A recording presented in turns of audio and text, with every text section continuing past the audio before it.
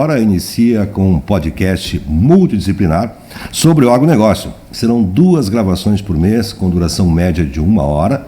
O âncora, que serei eu, até aparecer alguém melhor, né? Rogério Rosado. E seus convidados estarão trocando experiências sobre inovações no agro, plantio, clima, custos na lavoura e como o produtor pode aumentar os seus ganhos com o agronegócio e tudo aquilo que fala sobre o agronegócio. O programa é da TV Santa Maria, pode assistir pelo canal 19 da NET, aqui em Santa Maria, com aproximadamente 40 mil pontos na cidade. Também Amigo TV, que distribui o sinal para 140 municípios do estado, a última estimativa de 350 mil pontos em todo o Rio Grande do Sul. Maxi Cloud e a CNET TV, com mais de 150 mil pontos em todo o Brasil.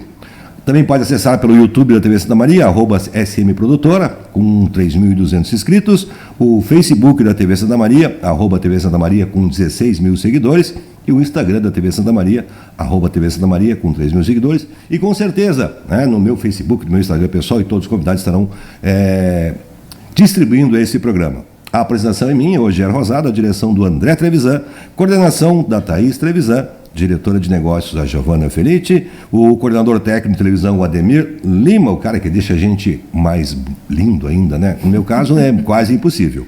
E o técnico de imagem, o Marcelo Trevisan. Estaremos sempre recebendo convidados e como nós estamos aí com a visita da prima, né? A primavera. Fraquinha essa, mas é o que tinha para a hora, tá? Primavera chegou. Primavera é estação florida, estação do perfume, estação das cores. Então a gente resolveu hoje deixar esse estúdio ainda mais colorido, mais perfumado e mais florido, né? Então eu me cerquei de mulheres lindas, maravilhosas e competentes. Estou recebendo aqui essa pessoa que eu aprendi a conhecer há pouco tempo, né? Mas já tenho um carinho especial por ela. A minha rainha, porque quando ela senta no trono as pessoas vêm para lá dela, porque ela começa a distribuir um monte de coisas, informações e carinho e abraço, né? E a gente vai falar muito com ela, Mariângela Marzari, uma pessoa que eu estou aprendendo a admirar. Obrigado pela tua participação. Ela que é empresária do agronegócio, produtora rural e sócia proprietária do Arroz Santa Flora. Obrigado pela presença, obrigado pelo presente. Obrigado pelo carinho, Rogério. Boa tarde a todos. Também conhecendo agora, né, a Lisandra Rocha, também empresária do agronegócio, proprietária da fazenda Dom Antônio, localizada em Santa Flora. A gente não quis fazer um feudo lá, né, mas por acaso veio, né? Seja bem-vinda. Boa tarde, muito obrigado pelo convite, obrigado pelo carinho de todos vocês. É um prazer estar aqui com vocês. Volte sempre. E no meu lado do coração, porque eu não vou dizer o lado, porque eu sou destro, eu sou direito, né, eu não sei com o outro lado, né? Essa pessoa, e eu sempre digo que o ser humano, eu estou com 62 anos, aprendi que todos nós somos formadores de preconceito. Isso é uma coisa natural do ser humano. Quando alguém te apresenta uma pessoa, tu vem mais, faz um preconceito. Acredito que nós todos conseguimos segurar esse preconceito. A gente espera conhecer, né? Isso eu aprendi. E o preconceito que eu tive dessa moça aqui, primeiro foi odiar ela, né? Quando eu vi falar dela e coisa e tal, de repente, né, eu comecei a conhecê-la e estou conhecendo, a gente está ficando amigos, posso dizer assim, né? E eu disse que é uma pessoa que a gente ama ou odeia, não tem meio termo com ela, né? Então aprendi a respeitá-la, vereadora pelo PP em primeiro mandato, integrante da bancada do Agro na Câmara e uma das batalhadoras, Roberta Leitão, que bom tê-la comigo aqui hoje. Muito obrigada, meu amigo. Eu gosto de fazer parte dos 50% da tua família que me ama. Eu falei que na minha família é assim, ó, tem eu que amo e tem um que odeia, né? Depois eu explico para vocês o que é isso, né? Então, muito obrigada, Gê, pelo convite. Obrigada, Gurias, por fazer parte desse momento. Então, muito importante, né, para Santa Maria e para o agro. E parabéns pelo trabalho aí. Obrigado. Sabe que eu disse que eu estou voltando à minha casa, né? Eu fiquei aqui quase 8 anos na TV Santa Maria. É algo que eu faço com prazer. A minha praia era o tradicionalismo e um dia me convidaram para fazer esporte. Aí eu fui fazer um programa de esporte que eu não sabia. Eu sou formado em turismo, né? E agora o André me convidou e como eu estou começando a me apaixonar mais pelo agronegócio, eu estou no agronegócio hoje, eu represento essa empresa aqui, depois eu vou falar sobre ela, uma empresa do Paraná. Já ouvia falar no agro, afinal de contas, agricultura, né? A gente remonta aí a mais de quantos mil anos. Quando o homem começou a descobrir que poderia plantar para se alimentar, o agro faz parte. E ele está no nosso dia a dia. Por mais que tentem alguns desconstruir o agronegócio, ele está presente no dia a dia. Eu estou hoje nesse agro, me impressiona, eu me sinto como uma folha seca num mar que é o agronegócio. É gigante, é enorme. Então é um presente da TV Santa Maria. E a gente está fazendo isso, trazendo pessoas que estão lidando água. Não é por acaso vocês estão aqui às 3 hoje, eu falei, é verdade, é a primavera, eu queria ver desse papel da mulher no agronegócio, mas não aquele papel da mulher que fica lá na fazenda, na Casa Grande, comandando de lá, ela é a senhora, né, a patroa, não, ela está ali, né, indo para a luta, para a batalha.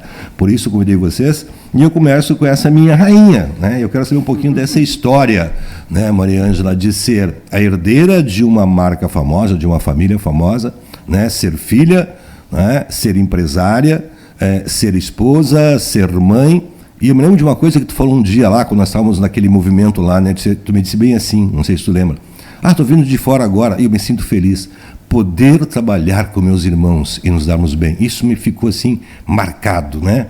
Isso significa ter amor pelo que faz e poder trabalhar em conjunto. Fala um pouquinho dessa tua história aí no agronegócio pra gente. Olha, Eugênio, eu estou hoje com 63 anos, nasci em Santa Flora, não, nasci no Hospital de Caridade, viu? Mas eu sou de Santa Flora, amo a minha terra, tenho o maior carinho, estudei lá no colégio, de pé descalço, na estrada, nunca quebrei um dedo lá, porque Santa Flora não tem pedra até hoje, né? Mas é uma grande produtora de produtos alimentícios, e isso que eu te falei é uma verdade, é uma coisa que eu gosto muito. Eu sou uma pessoa que eu preciso deitar e dormir de noite. Eu não consigo ir dormir com a cabeça que eu não perdoei alguém, que eu não fiz alguma coisa para alguém. Isso é uma coisa que me faz muito bem. E nós somos pai e mãe e 5 irmãos. E eu sou a irmã mais bonita que eles têm, porque eu sou a única irmã, então eu tenho que ser a mais bonita. E eu tenho 2 irmãos que já saíram da empresa, estão carreira solo, uns amados, uns queridos, estão muito bem. E nós hoje estamos, o Gilberto, a Maria Ângela e o Alexandre na empresa. Faz 1 ano que perdemos nosso pai. Nós não perdemos nosso pai. Se eu contar para você, é uma coisa muito bonita a morte do meu pai. O legado que ele deixou, a alegria que a gente tem dos anos que Deus nos deu, 94 anos ele. E a gente aprendeu muito com ele. Um belo de um professor, aproveitou quem quis. E aproveitou, né, e deixou os escritos dele da maneira dele. E hoje isso que eu te falei é uma realidade. A gente chega de manhã lá na empresa, todos os dias, e a gente dá um beijo no outro. E a gente sabe que se sente muito bem trabalhar junto, porque eu acho que trabalho é uma coisa que dignifica. E eu não consigo me entender eu trabalhando. Eu sou muito explosiva, mas não Qual mordo. É teu signo? Eu sou leão. Tá explicado. Mas eu sou explosiva e ao mesmo tempo eu não consigo, 1 minuto depois eu já... E se eu aprendi uma coisa também, se eu sou explosiva e eu tiver que continuar o assunto, eu não quero. Eu travo o assunto ali, eu paro e no outro momento eu volto. Porque nós, seres humanos, a gente fala no calor da emoção, a gente às vezes fala coisas que eu não gostaria de te dizer. Então eu aprendi isso aí, os anos me ensinaram, freia o assunto e volta no outro dia. A minha avó chamava eu de fogo de palha. Fogo de palha, então sou mais ou menos isso. Mais ou menos isso. Tenho só fama de braba, viu? Mas não tenho nada de braba. Parece que morde, parece que isso, mas não acontece. Mas isso é uma verdade, uma coisa que nos dá muita satisfação. Tu sabe, Rogério, que... Tu sabe não, isso eu acho que eu devo ter falado também, da consciência que eu tenho e sempre tive de ser mulher dentro da empresa. Porque eu vou falar uma coisa que muita gente com certeza não vai gostar. A gente vendo as empresas e olhando o histórico de empresas familiares, as mulheres são muitas são culpadas pela destruição. O meu marido é o melhor, o meu fulano é que faz isso, eu não sei. E eu sempre tive consciência disso aí e eu não compactuo, eles sabem disso. Eu não compactuo disso aí. Eu acho que não é o sexo que coloca... Mas as mulheres gostam de um tititi. Diz que uma vez eu ouvi de um advogado que tudo que usa saia, não posso falar o que é aqui, mas tudo que usa saia falar demais. Então ele se cuide no que vai falar, porque a palavra depois de falada, ela está falada. Pense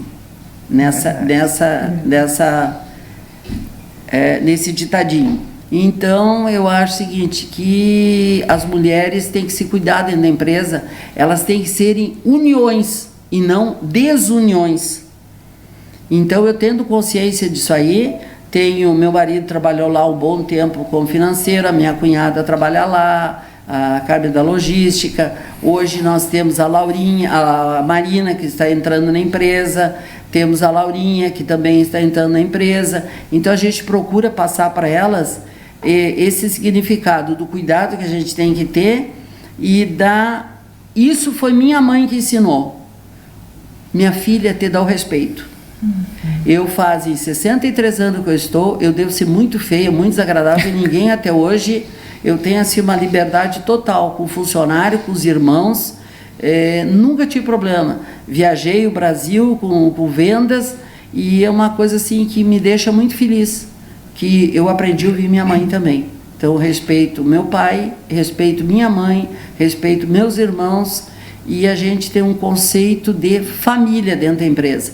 Se eu tiver esse conceito de família com todos, eu vou também levar a eles essas prerrogativas e premissas que eu tive na minha vida. E família boa é aquela que se abraça, mas briga também, porque se não tiver briga em família, certeza, não é família. Você tem que ter. Isso aí faz parte. Mas eu acho que tocou num ponto muito importante aí, e eu sempre digo que a gente tem que parar de mimimi, de demagogia. Isso aí. Né? Eu estou com 62 anos, eu trabalho desde os meus 14 anos, sempre trabalhei com gente. Por mais que o meu avô dizia assim, meu filho, eu prefiro uma tropa de zebu braba do que gado manso e gente. Eu disse, mas por que, meu avô? Eu disse, não, o zebu tu bota no corredor, ele vai correr, daqui a pouco ele se amansa e troteia e vai embora. E uma atropeada de um dia leva um dia. Gado manso, a atropeada de meio-dia leva um, porque a vaca esconde a cria, ela se deita. E gente, meu filho, tu convive 40 anos, um dia te surpreende. Mas eu adoro gente, né? E tu falou um ponto importante, a mulher, faz parte da mulher, ela é vaidosa. Ela é vaidosa. Se ela está no trabalho, ela vai ficar preocupada com como eu falei do preconceito, umas externam, outras não. Então é natural que aonde tem a mulher tenha um pouquinho mais de tititi conversa. O homem é mais desligado. Se bem que hoje o homem já está ficando um pouquinho mais vaidoso, né? Mas também recebo aqui, conhecendo hoje, né, a Lisandra Rocha, também empresária do agronegócio, proprietária da fazenda do Antônio, lá em Santa Flora. E eu quero aqui fazer eu vejo assim, porque a mulher no agronegócio precisa marcar. Não, gente, peraí. Quem não conhece a história do gaúcho? Quem é que cuidava do negócio do gaúcho que ele estava peleando? Quem cuidava? Quem era a mulher, a mãe, a prenda e a cuidadora? Era a mulher. Então está na origem da mulher gaúcha, pelo menos, eu não vou falar das outras, estar ali cuidando da fazenda, da chácara, né? Seja bem-vinda, obrigado pela presença. Nos fala um pouquinho da tua história também aí. Muito obrigada. A minha história praticamente parecida com a da Maria Ângela, né? Parece que eu estava estava contando a minha história, né? A mesma coisa, quase iguais. Eu tenho 47 anos, né? Nasci no hospital, mas fui criada ali em Santa Flora também, né? E desde pequena sempre gostei, adoro minha terra, adoro minha casa lá fora. Sempre que eu posso, eu tô lá, e agora muito mais, né? Também faz um ano que eu perdi meu pai. Ele me ensinou muito, tudo que eu sei, e agora a gente está mais para a área da planta, né, da cultura da soja, então é eu e meu esposo tocando sempre junto. Para quem me conheceu, né, a Maria Ângela e o Gilberto sempre me viam, eu em cima de um trator, eles passavam na estrada, estava eu lá em cima do trator, plantando e trabalhando sempre. Então desde pequena eu fui criada assim, fazendo as coisas, não esperar que fazessem para mim. Então eu ia lá, o pai ensinou isso, o pai disse, quer alguma coisa? Vai e luta, vai, trabalha, que tu vai ter o que tu quer. Então eu nunca pensei para esperar ou uma herança ou alguma coisa, eu sempre pensei em fazer aquilo para me satisfazer, não tanto pelo dinheiro. O dinheiro é bom, quem não gosta, mas assim, eu tô lá, tô trabalhando, tanto eu quanto meu esposo, e a gente está fazendo isso com muito orgulho, com muito gosto, porque a gente gosta daquilo lá. A nossa filha também, tem uma filha com 24 anos, e ela também gosta, só que ela está na cidade. Ela é bancária agora, nesse momento. Eu digo, vai lá. Alguém tem que cuidar do dinheiro da família, né? Tem que cuidar, né? Então, mas ela gosta, ela fez o técnico agrícola também, estudou, que ela queria muito ficar lá fora. E daí eu digo, não, primeiro tu vai, aprende lá, sofre na cidade para depois tu vir para o campo.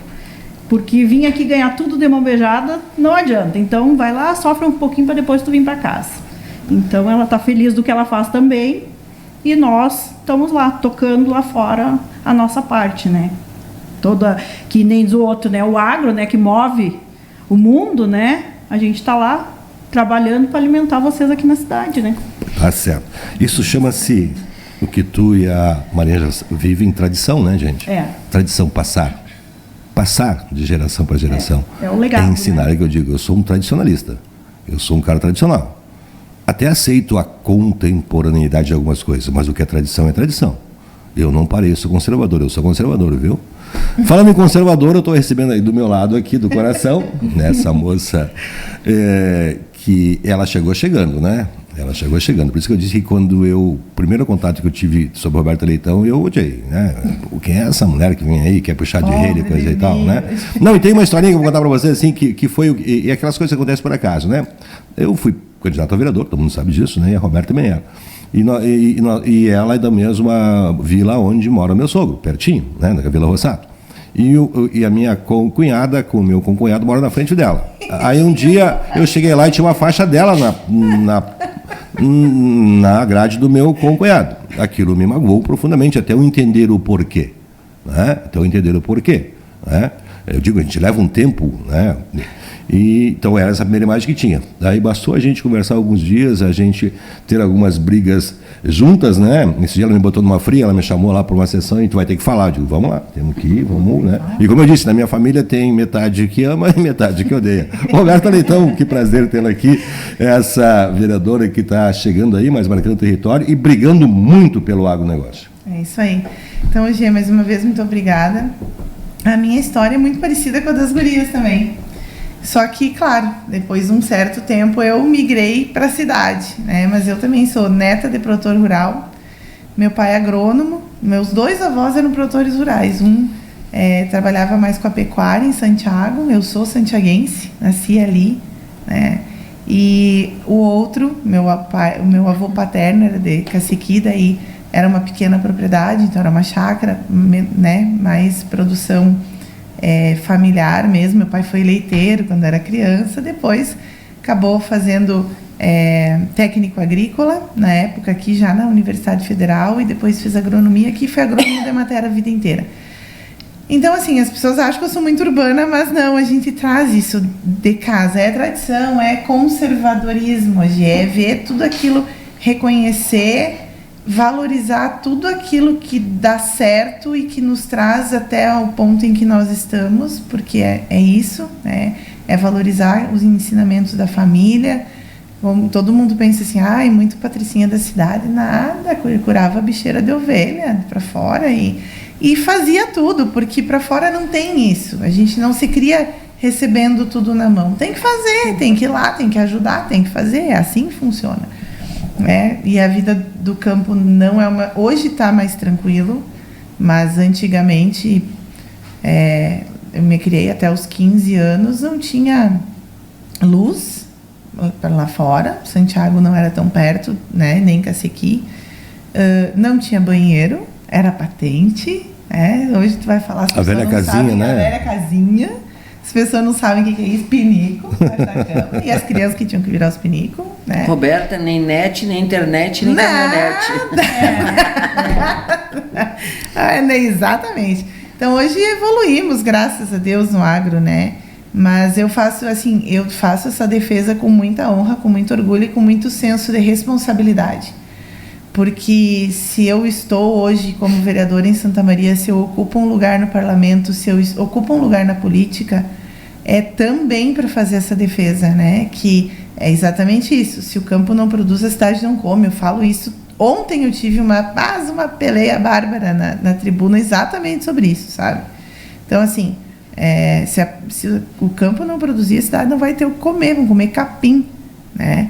E como nós não somos programados por Deus para comer capim, vão morrer tudo de fome. Então é isso.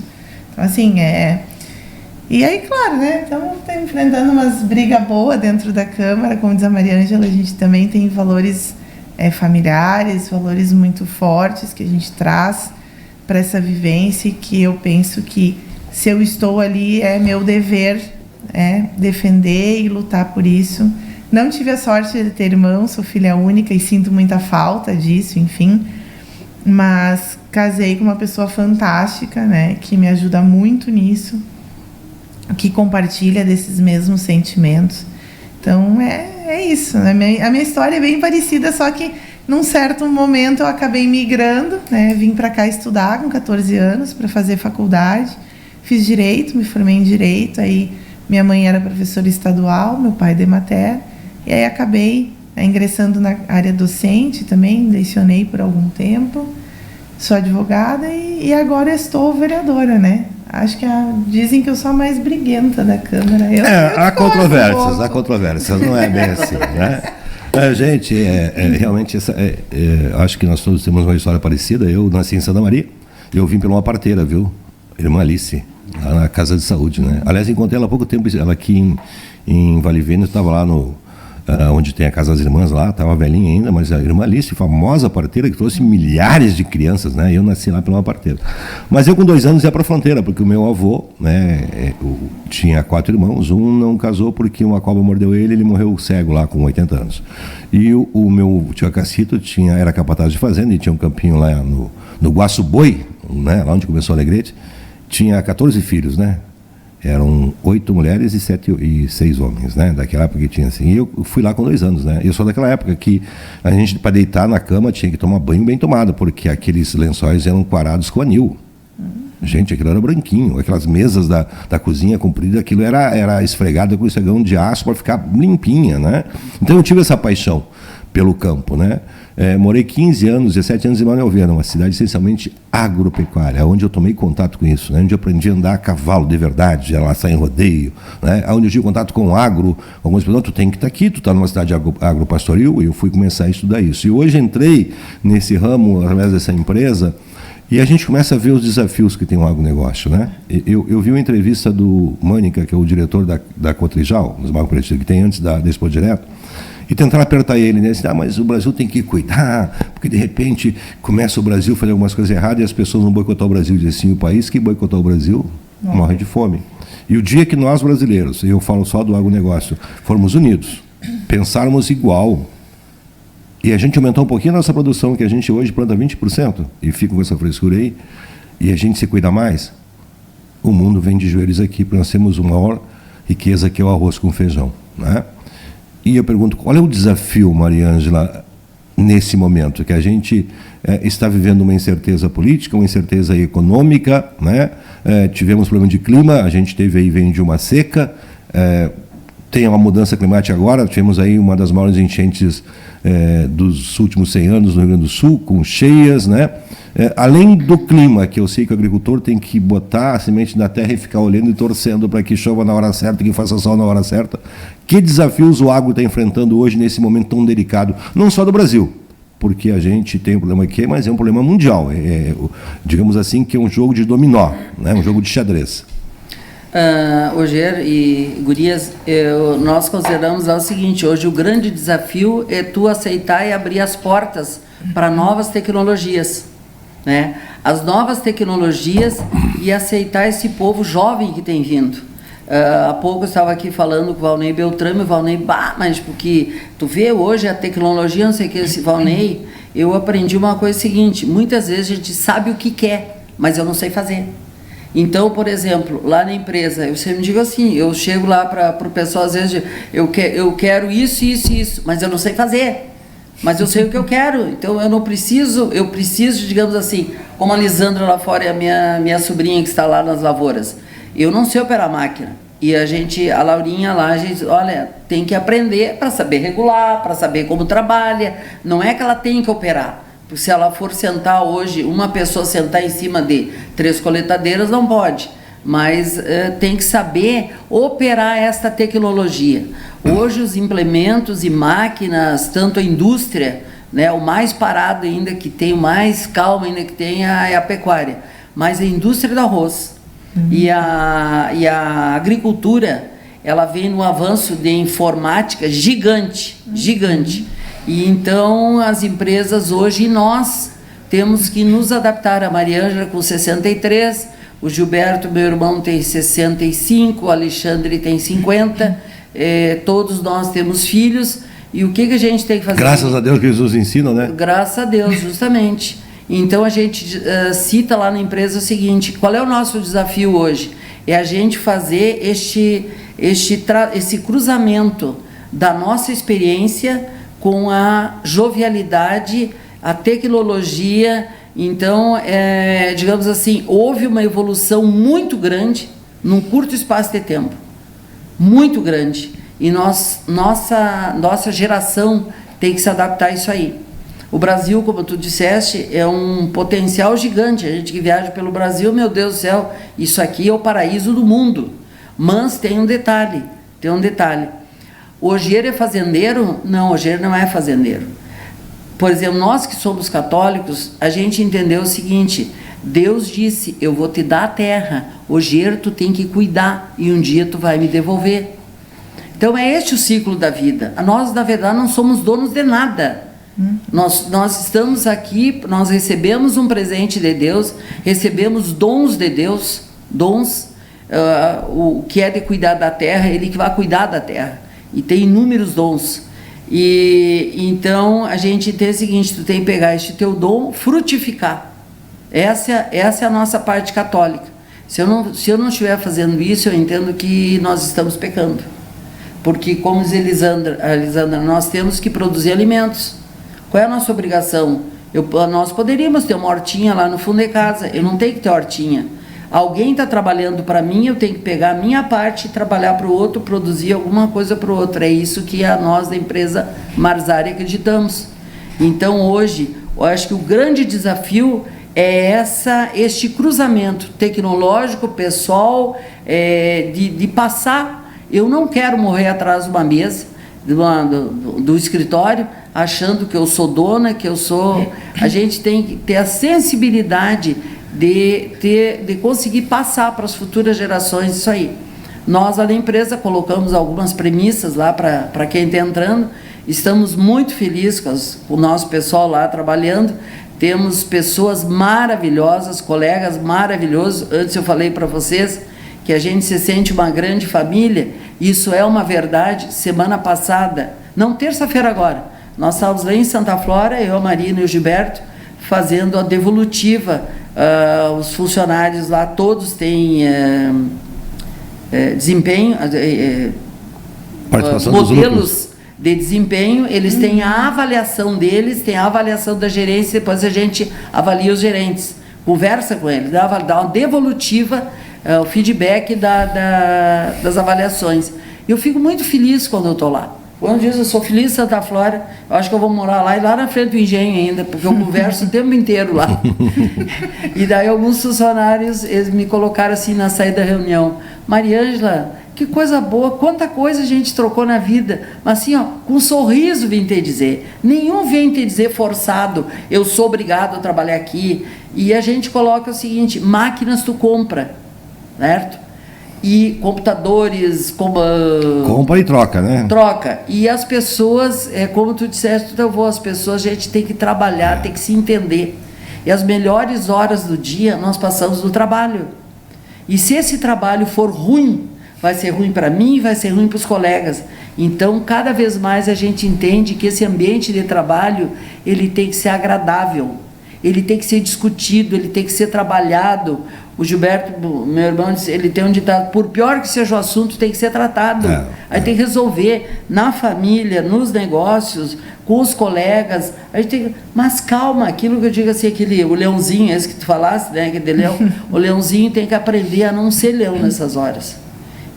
Nós temos colegas, nós temos seres humanos do nosso lado. E cada um tem a sua personalidade e o jeito de chegar, né? Óbvio, pode ser um pouquinho mais incisivo, outro tem que passar a mão, né? Alisar um pouquinho mais. Que eu falei dos dons.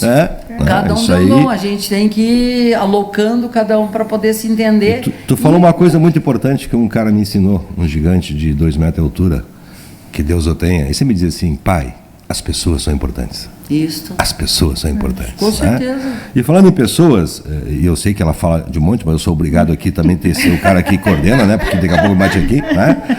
Lisandra, esse desafio que a Mariângela falou, né? Que é conviver com a modernidade, né? Hoje não se admite mais, e eu que estou hoje dentro de uma empresa que trata disso, o próprio trabalhador rural não é mais aquele cara tosco, né?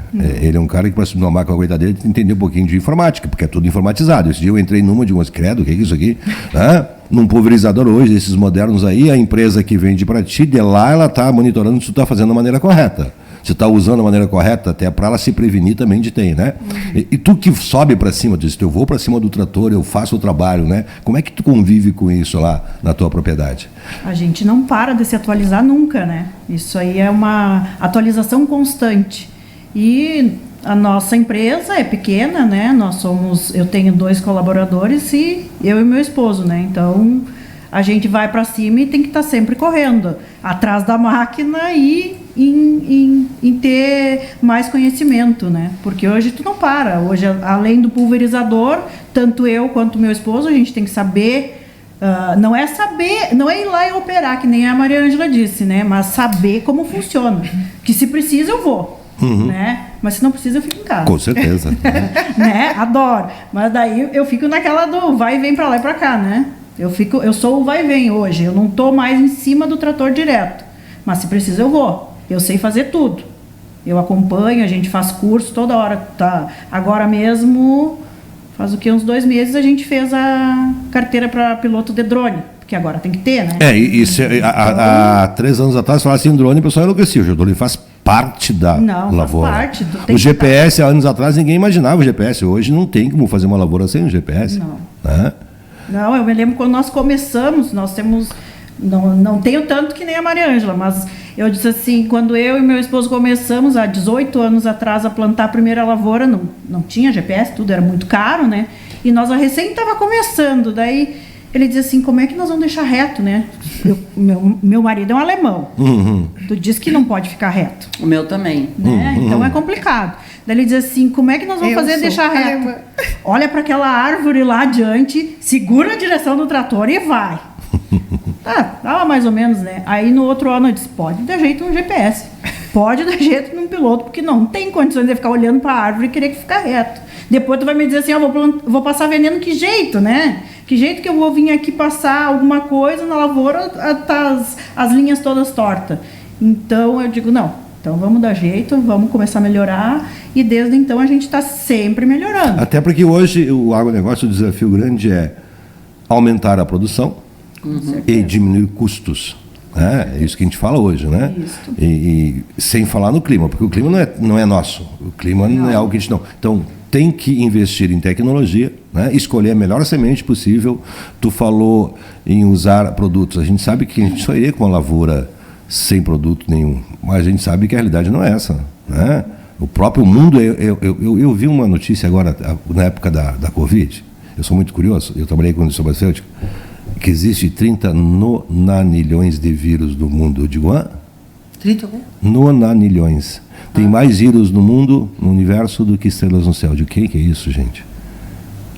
Sendo que 10, 12 ou 8 são essenciais à vida humana. Né? Então, o mundo ele tem, né, a lavoura sofre, então tem que ter esse cuidado, né, de procurar as melhores sementes, procurar fazer na hora certa o plantio, apesar de ter janelas, né? Se puder ter um pivô, ótimo, senão tem que ter água quando é preciso, né? E também precisa usar os produtos corretos na hora correta, mas para isso tem que minimizar esses custos, né? Esse é o grande desafio, né? Isso, esse é um grande desafio. A nossa janela está cada vez menor, né? Nós aqui fazemos parte da metade sul. A metade sul, a terra é mais fria, custa mais para esquentar, então a nossa janela já é menor. E agora nós temos, né, se vocês estão acompanhando, o agro, nós temos a janela do governo, determinou que nós temos uma janela para plantar.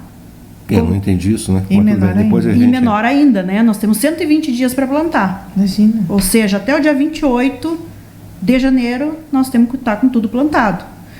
Não digo que não consigamos.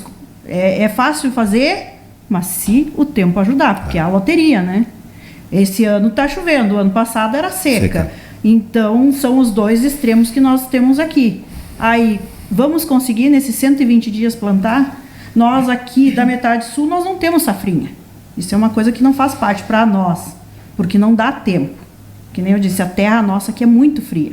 Ela custa esquentar. Mas ainda bem que que o Metade Sul aqui, e depois eu quero voltar com vocês nesse assunto aí, e uma coisa que eu ouvi quando fomos na Manuel Viana, com 2 técnicos da Europa, vocês têm que aprender a ser criativos na agricultura. Que bom que a gente está vendo aí uma uva de qualidade no Paralelo 31, a Livramento, Dom Pedrito. Ali em Rosário, laranja.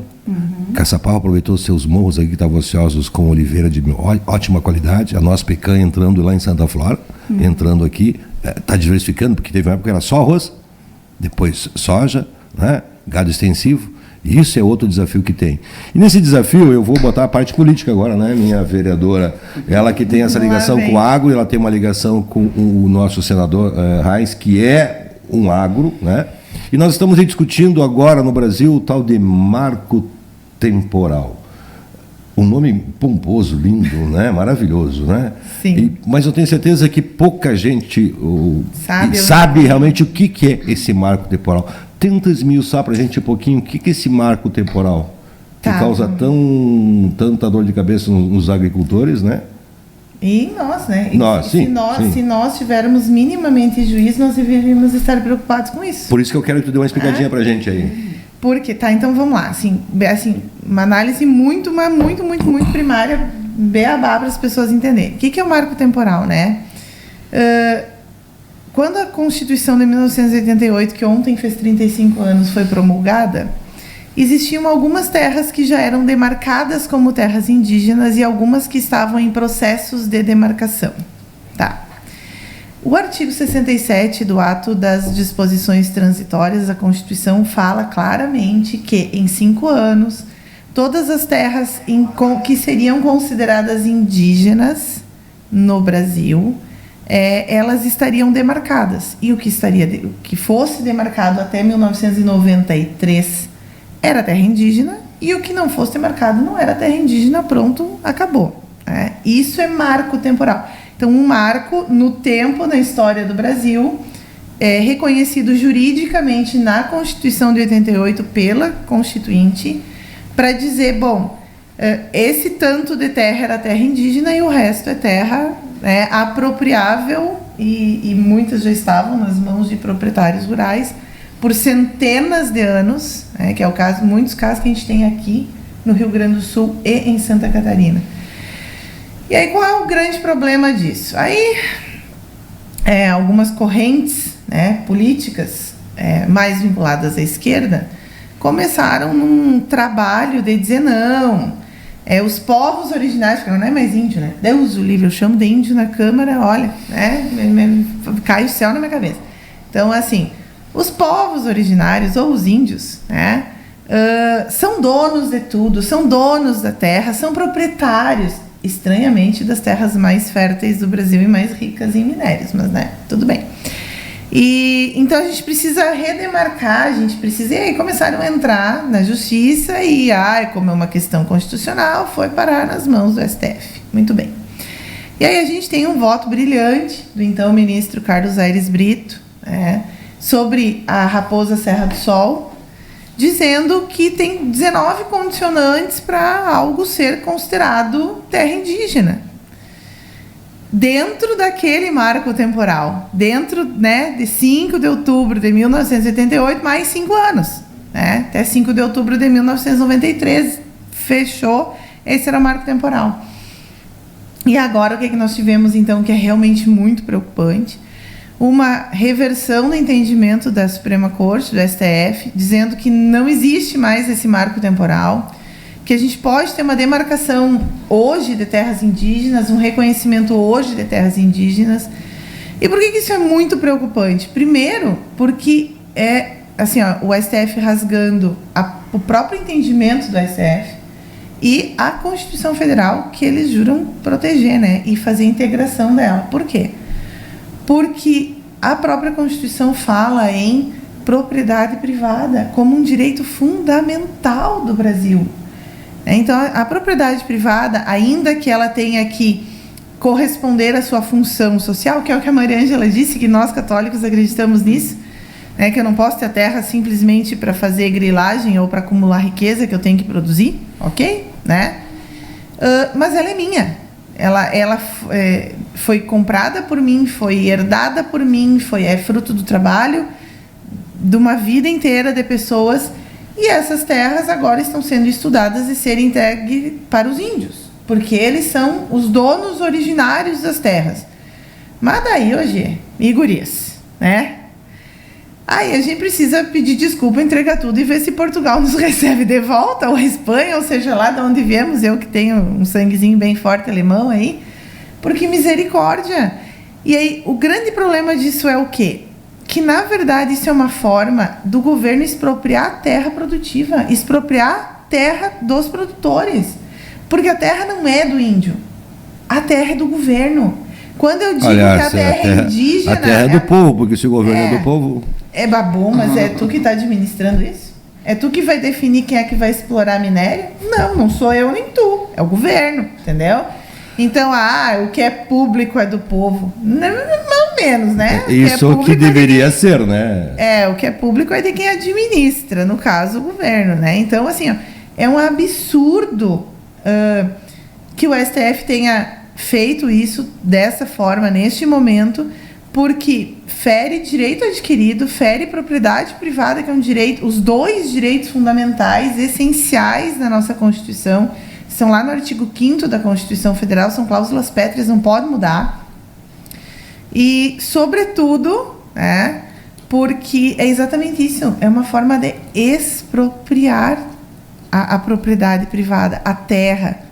Hoje a gente já tem um decreto aí do governo atual, da presidência da República, do governo Lula, dizendo que não precisa mais desapropriar a terra para a reforma agrária, que tu pode expropriar. Qual é a diferença? A diferença é que na expropriação o governo não paga nada para aquelas pessoas, né?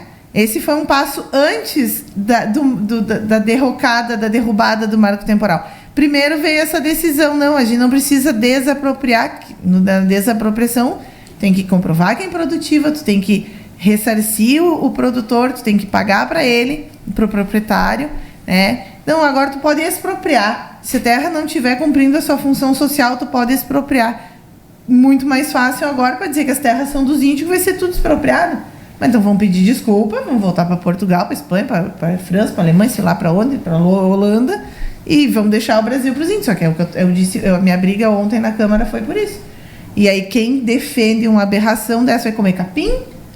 Porque se nós não tivermos... Não, mas a gente tinha que voltar a terra não para os índios, tinha que voltar para as índias, né? Então. Porque a Índia trabalhava, o índio só dormia na rede e caçava, né? Exatamente. Pelo menos é que eu aprendi. Se eu aprendi errado, eu vou ter que voltar lá quando eu nasci e pegar meus professores de história lá, geografia, e quem me ensinou que tudo aquilo estava errado que eu aprendi, né?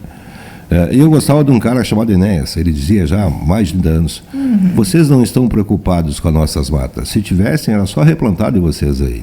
Muito fácil. Vocês querem o que tem embaixo, e a gente sabe... E qualquer pessoa um pouquinho esclarecida sabe que o Brasil foi o país mais beneficiado por Deus, né? Dá para dizer que Deus foi muito bondoso com o Brasil. Nos deu tudo. A gente tem uma reserva hídrica fantástica, sem falar em rios, 2 aquíferos, né? O Guarani e mais um que surgiu lá no Pará agora, né? Nós temos um solo maravilhoso, que se atirar para fora da janela vem, né? Não precisa nem cuidar muito.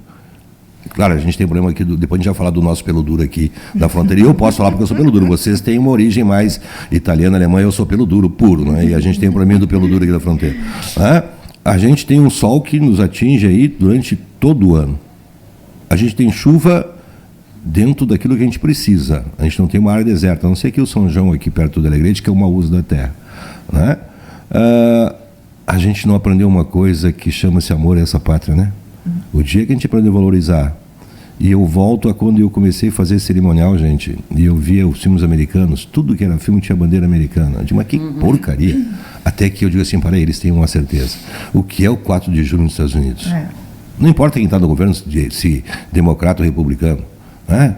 O que é uma cerimônia de qualquer evento lá, seja abertura de campeonato americano de futebol, qualquer um, todo mundo para na hora do hino. Eu estava vendo agora, não podia falar nisso, mas no jogo agora do Inter e Fluminense, ali, que meu time perdeu, na hora do hino brasileiro, o que menos canta é o hino. Então, um dia que esse povo... Nós tínhamos antigamente no colégio. colégio, Exatamente, né? a gente ia para aula e fazia fila. Isso, né? moral cívica, né? Hoje nunca mais Não se ouviu tem. falar nisso, né? Então, esse respeito tem aí. E essa é uma dificuldade que a gente está enfrentando, né? E tu falou, Lisandra e a Mariana também, nós somos a metade sul. E a gente tem que entender um pouquinho da cultura, né? Como é que foi formada o Rio Grande do Sul, a metade sul? Até porque a gente, dos 300 anos do Rio Grande do Sul, 200 e poucos, metade foi espanhol. Precisava tomar conta de uma fronteira estável, se dava terra para um ou dois, que eram pessoas mais abastadas. Ele tinha o seu exército na época de guerra e os seus trabalhadores na época de paz. Então, aqui, tudo que vem fácil, vai fácil. E eu sou cria da fronteira, porque meu avô é do Alegrete, eu sei lá, e eu pergunto hoje para o meu pai, mas por que a gente é pobre? Não, mas o teu tataravô tinha terra. Só que daí o filho dele passava para o Uruguai para fazer carreira e tinha que mandar uma tropa lá para soltar ele, né? Vinha fácil, ia fácil. Né? Precisou entrar essa cultura. Era o gaúcho, aquele, sabe, acomodado, né? Coisa e tal. Como é que é conviver com isso? Vocês que estão aqui nessa região sul, Maria Ângela, tu que precisa isso, né? Tentar adequar isso para aumentar a produtividade numa região que ela é complicada. Bom, Ogier, eu tive a oportunidade, anos atrás, de estar em Israel. Israel, ele tem um sistema educacional maravilhoso. Ele não tem cotas. Ele premia os que se esforçam e os inteligentes. Desde a política lá é diferente. O político lá não ganha como político. Ele é um salário, não ganha como aqui. É um salário diferenciado. Dê uma olhada lá em Israel, que é bem interessante. Israel não tem água. Ninguém está proibido de lavar um carro, porque eles têm educação. Hoje, tu quer lavar teu carro, pega um balde d'água e um pano e tu vai lavar teu carro. É educação. Israel, frente às dificuldades, eles desenvolveram vários tipos. Hoje Israel é produtora de alimentos, a gente viaja lá, tu vê, é uma condição terrível. É uma terra de areia e pedra. Lá é deserto. Mas deserto. E eles dizem, daí nós tínhamos um guia, e ele era um guia israelense, mas ele morou na Argentina. Ele diz assim, Mariana, para nós, não estou Mariana, mas para o grupo, veja bem, diz ele, eu conheço o Brasil, como tu falou.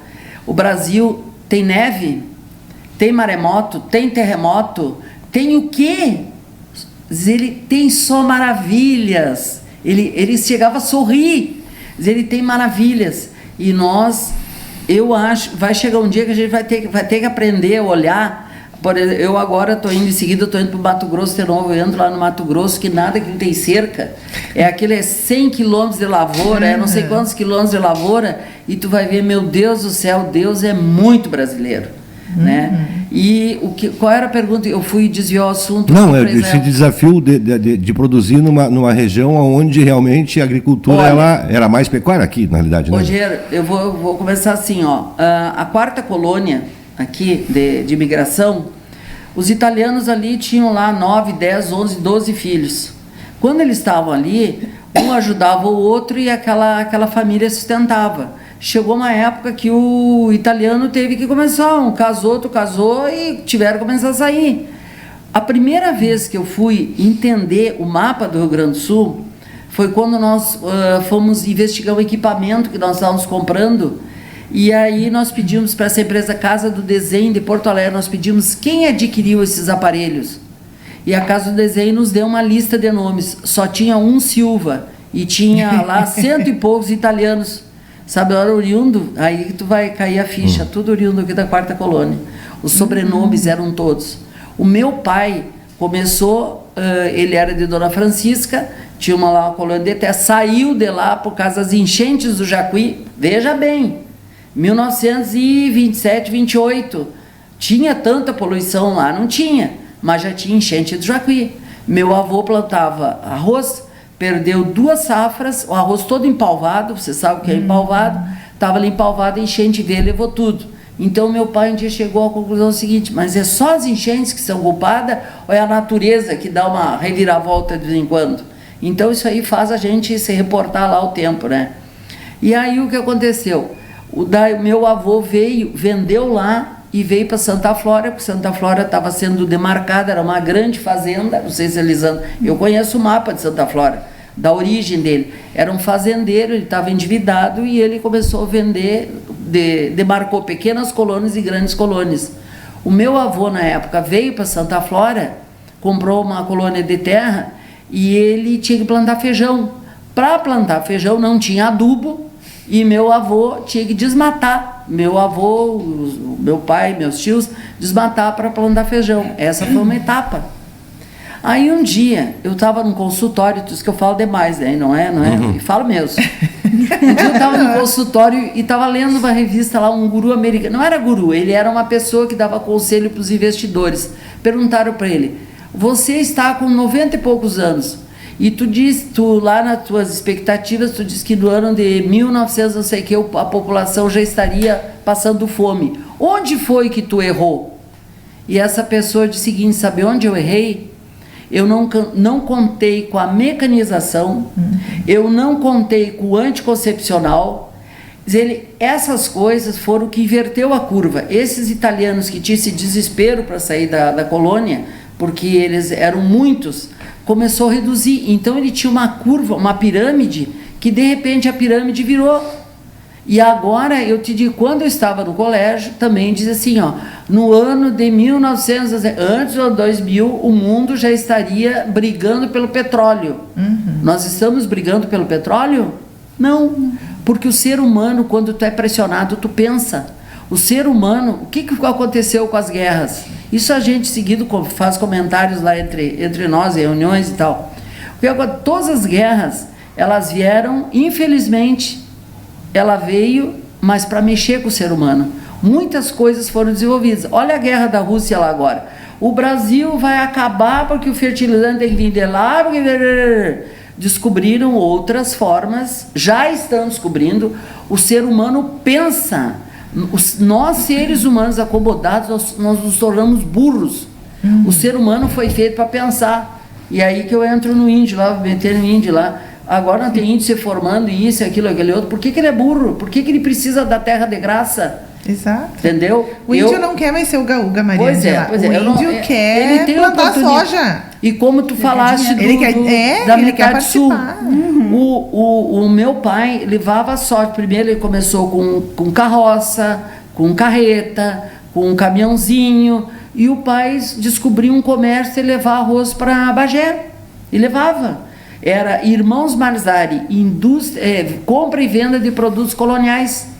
Porque levava para esse pelo duro, que o pelo duro, como ele recebeu de graça, ele não sabia fazer. E o gringo foi se metendo para lá, o italiano, o alemão e tal, metido que metido, né? Sempre foi. Metido, já estão lá no... Meu avô sempre dizia gringo, CBT e formiga só para lavoura. Ah, pois é. Mas então, os gringos foram, por causa da necessidade, eles foram introduzindo lá. Hoje Bagé exporta arroz para o Brasil. Com certeza. Por quê? Porque essas pessoas foram para lá, como a gente diz, às vezes com jipe, às vezes com a carreta, e se meteram lá no meio e começaram a produzir. Então aí que entra. E agora o que está entrando? O italiano já está posto e o alemão está posto, tá? O que está entrando agora são as novas tecnologias. Tu estava falando de semente. Semente. Planta um pai ruim, vai dar o quê? Filho ruim. Por que a semente tem que ser boa? Porque tu vai dar comida para essa semente ruim. Tu vai dar adubo, tu vai dar herbicida, tu vai dar o termo de Elisandro, o trator, o diesel, para uma coisa que não vai produzir. Então, assim, cada vez mais nós temos que entender, começa pela comida boa, começa pela boa adubação, não é o excesso, mas e o que é o certo? O que é o correto? Eu já recebi um sinalzinho aqui do meu produtor lá. Uma hora a gente parece um monte de tempo. Mas quando as pessoas rápido, conhecem o assunto, né? Então eu preciso te cortar um pouquinho agora. Pode eu vou dar agora 2 minutos para cada um para a gente poder se despedir aqui. Elisandra, me fala um pouquinho assim, quase que eu vou citar uma frase aqui da esquerda que falava, mas eu não vou citar porque eu aprendi muito isso, depois me conta já. Como a mulher pode, né, ser uma produtora rural, subir num trator sem perder o charme, a elegância e a feminilidade? Qual é o segredo? Eu acho que a gente tem que gostar da gente, porque lugar de mulher é onde ela quiser, né? A gente é empoderada por si só. Então, se a gente deixar a peteca cair, né? Daí não tem o que fazer. Mas assim, dá para te ir no trator, dá para te ir lá na lavoura, em qualquer lugar. Não precisa ser só lá para te estar arrumada, para te passar um gloss, um rímel, não precisa. Isso está dentro da gente. A mulher, o nosso lugar é onde a gente quiser. E a gente só vai para frente trabalhando junto com a nossa família. Junto com o esposo, pegando junto com os irmãos, com os filhos. Eu acho que isso é uma coisa que vem de geração, é o nosso legado, e é uma coisa que a gente também gosta e gosta de passar isso. Então, assim, essa preocupação em melhorar, em trazer o alimento para a indústria aqui de forma boa, né? Uma coisa boa, porque cada vez o nosso paladar está ficando mais seletivo, a gente quer coisa boa. Quem não gosta de coisa boa? Né? Então, a gente está melhorando, por isso que as tecnologias estão vindo. A gente tem que melhorar cada vez mais, porque se a gente parar, parou. Com certeza. Né? Então, tu não precisa fazer mais nada. Tá bom assim? Não tá bom. O que é? O óleo diesel, será que eu vou ter? Nós temos drone, é a luz, nós temos energia solar. Então, tem variações, o jeito de mudar essa perspectiva. E o agricultor, o produtor rural, ele sempre tem uma maneira de fazer melhor. Com certeza. E de economizar sempre. Por quê? Porque a gente não pensa só na gente. A gente pensa em alimentar o outro. Que eu acho que é uma das coisas mais bonitas da vida. Porque tudo que a gente for fazer, estamos melhorando, estamos entrando. Por quê? Porque a gente se preocupa com o próximo. Se a gente olhar muitas das parábolas da Bíblia, né? Fala só em quê? Em plantio, né? A da vinha, né?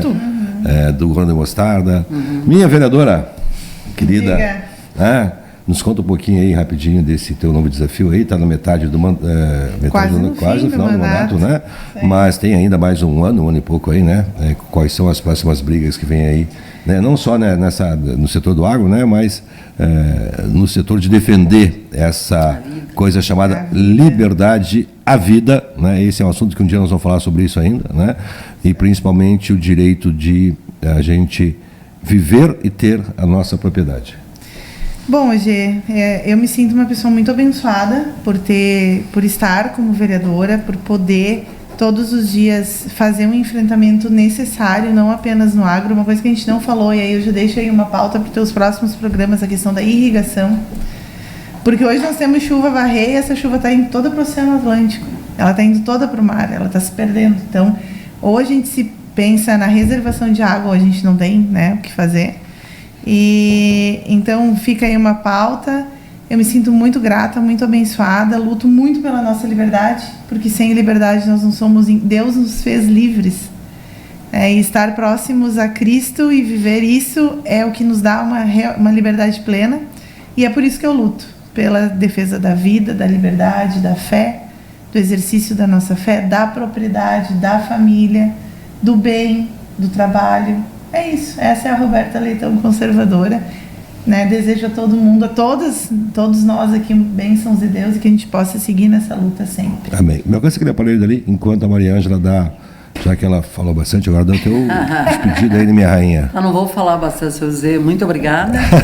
Foi um prazer estar aqui com vocês, poder participar, estamos à disposição. Muito obrigada a todos. Eu que estou privilegiado por você estar aqui. Já que falamos em tecnologia, eu vou fazer a minha propaganda, né? Essa empresa que eu represento, que é a Agroflux, isso aqui é um aparelhinho simples. Isso é tecnologia pura. Esse aparelho é para fazer a calibração de bicos de pulverizadores. Como é que se fazia até então? Se eu tinha um pulverizador de 50 bicos, eu botava 50 baldezinhos, aí medir, né? Isso aqui, em 5 segundos, eu faço a calibração de um por um. No final, me gera um relatório, me dizendo se os meus bicos estão dentro da média, se eu não estou desperdiçando produto, botando a mais ou a menos, né? Tecnologia. Isso é uma startup do Paraná, de Campo Mourão. Foram 4 meninos que se formaram, 3 meninos se formaram e resolveram ter uma lacuna no mercado, né? E eu fui abençoado por Deus por ter sido o escolhido para ser o representante para a Rio Grande do Sul, Santa Catarina, né? Por isso que eu estou no agronegócio agora, por isso que eu estou agora nesse programa aqui. Tecnologia, né? E é aquilo que nós falamos, nós temos que aprender a conviver com o que Deus nos deu, que é essa terra, né? Saber tirar o máximo dela, sem ofendê-la, sem machucá-la, mas não abrir mão da tecnologia. E eu agradeço a Deus pela filha que Deus me deu, né?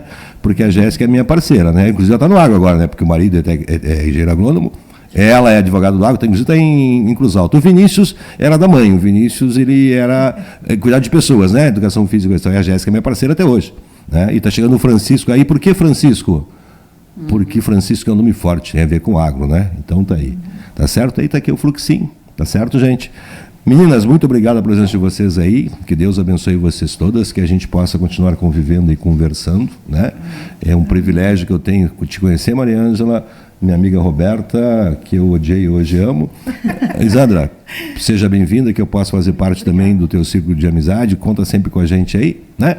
Mais uma vez agradecer a Deus, obrigado pela oportunidade, TV Santa Maria, por esse presente que me deu, que é o Campo Afora, que volta daqui a 15 dias. Obrigado, tchau!